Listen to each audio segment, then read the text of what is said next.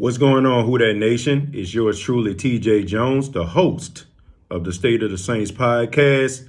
And first off, I want to say what's going on to everybody. As you can see, your boy is back at work, back on his grind once more and again. So I want to say thank you all for your love and your prayers and your support.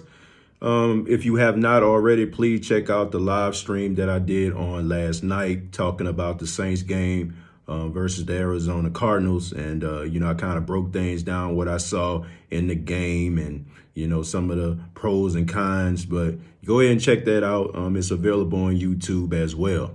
I just want to talk a little bit about what I saw more on yesterday. Just the issues that's going on in NFC South and the Saints and how they match up against other NFC opponents. First off, I want to say anybody that ends up going to the Super Bowl representing the NFC is going to have earned it. If you look at the state of the NFC versus the AFC, it's not even close. This is like throwback 2000 Western Conference and the NBA type stuff going on with the NFC. I mean, back in the day, it was like the Western Conference was just so much better than the Eastern Conference during this time. And when you had like Shaq and Kobe, and you also had like Chris Webber and the Sacramento Kings, and you had the Portland Trail Blazers. That's kind of like what the NFC is right now. You got the San Francisco 49ers. They're undefeated. You have the Green Bay Packers have the same record as the Saints with 7-1. I mean, you got the Minnesota Vikings. You got the Seattle Seahawks. Any team in the NFC, once again, if you go to the Super Bowl, you're going to have earned it. But with that being said, I still feel wholeheartedly that the New Orleans Saints are the best team in the NFC. You look at the Saints and you see how they're structured. This is a team that has been winning.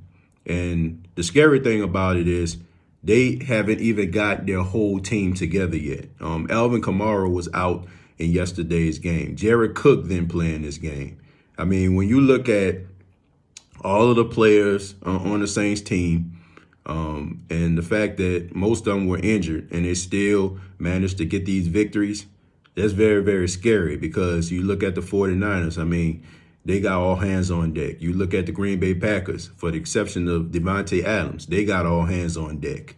The New Orleans Saints are the best team in NFC. Now, I know we saw the 49ers beat down the Carolina Panthers on yesterday, which that was good for anybody that's a Saints fan.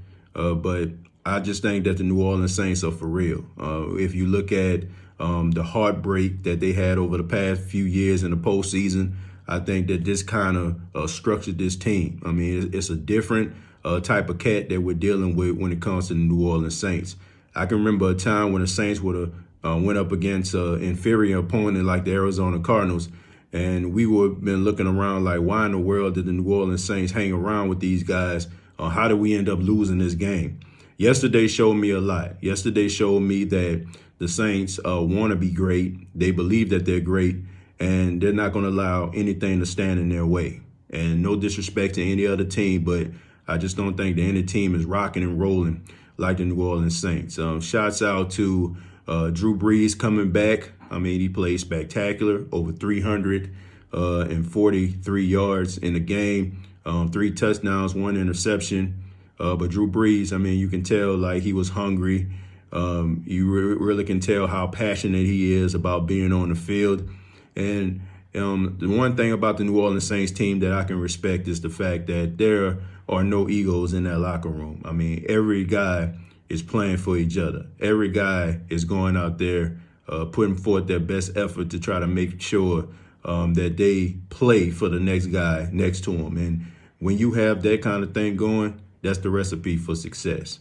So any team in the NFC, they're going to have to watch out because the New Orleans Saints are coming. The New Orleans Saints got a bye week.